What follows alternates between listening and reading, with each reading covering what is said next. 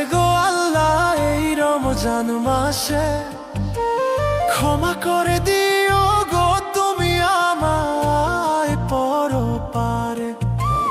মরণ যদি আসে গো আল্লাহ এই রমজান মাসে, ক্ষমা করে দিও গো তুমি আমায় পরপারে। আল্লাহ তুমি যদি মাফ না করো আমারে, ও আল্লাহ যাব কার কাছে?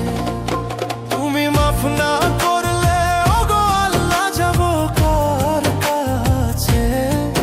তুমি মাফ না